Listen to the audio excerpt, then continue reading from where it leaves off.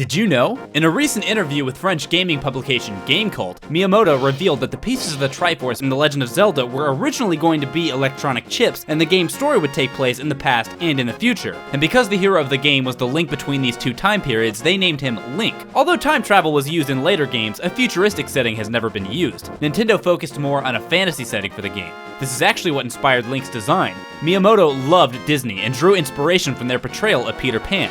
It's possible that drawing inspiration from Peter Pan had other effects on the Zelda series, such as both Link and Peter playing the flute, both fight their own shadows, both are accompanied by a fairy at some point, and the Kokiri are ageless just like the children of Neverland. The Zelda name had different origins. Miyamoto said that the princess's name came from Zelda Fitzgerald, wife of American novelist Francis Scott Fitzgerald, as she was a famous and beautiful woman from all accounts, and he simply liked the sound of her name. Before the Zelda name was chosen, the first game was simply known as Adventure by Nintendo's internal staff. One of the ideas for the game took advantage of the Famicom Disk System's ability to rewrite data. Players could actually create their own dungeons and have another player solve them. Nintendo even tested the idea and found actually playing the dungeons to be fun and focused on that instead. Nintendo started work on The Legend of Zelda at the same time as Super Mario Bros. And separated their ideas for gameplay mechanics into two different categories, ideas that would work for Mario and ideas that would work for Zelda. The thinking was that Super Mario Bros. Should be linear, but that The Legend of Zelda should be the complete opposite.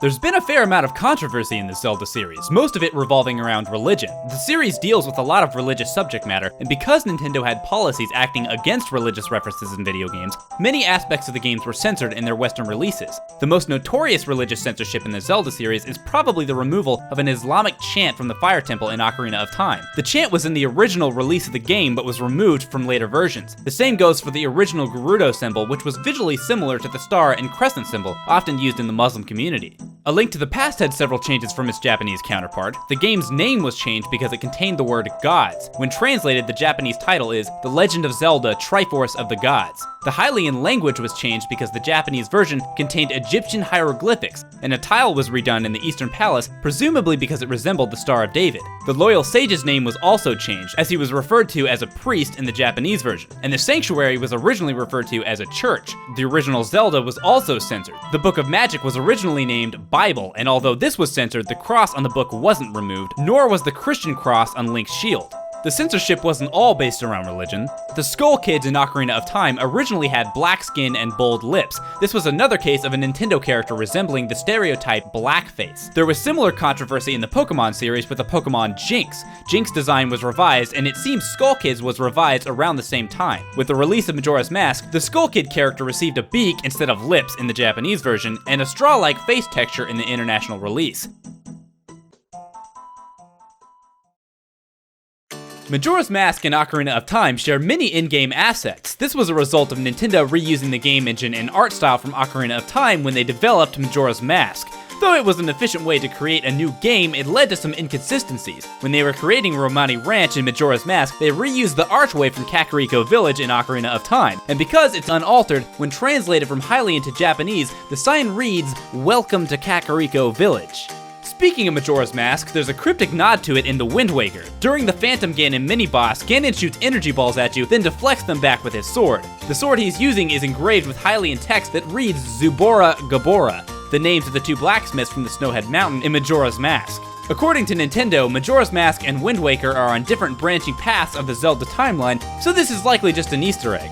If you use the Tingle Tuner while in the Tower of the Gods, you can find a 5-part story called The Legend of the Fairy. This story talks about a fairy who appeared before the hero of time and helped him by supplying him with maps. This legend is based on Tingle's role in Majora's Mask, but since the events in Majora's Mask took place on a separate timeline, it's not possible for them to exist in The Wind Waker, making this another non-canonical Easter egg in the Zelda franchise.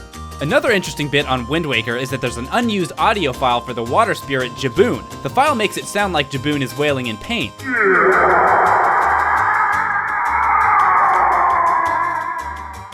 We know that Ganondorf tries to kill Jaboon, so this audio file could be from an earlier build of the game where Ganondorf was successful in killing Jaboon, or at least managed to hurt him.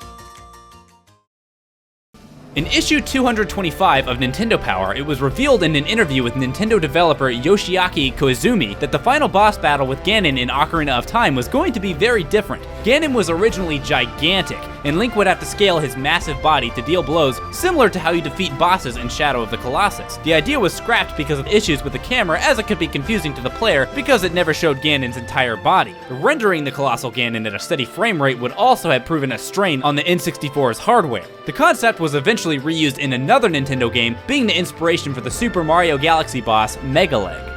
That's all for today, but don't forget to subscribe to us on YouTube and follow us on Facebook and Twitter. Make sure you also check out didyouknowgaming.com, where we post gaming trivia every single day. If you liked this video, then check out our other videos. And if you like stupid videos, then feel free to check out some of mine. You can check out one of my Zelda videos here, or you can check out my gameplay channel, where I also do a lot of Zelda stuff. The choice is yours.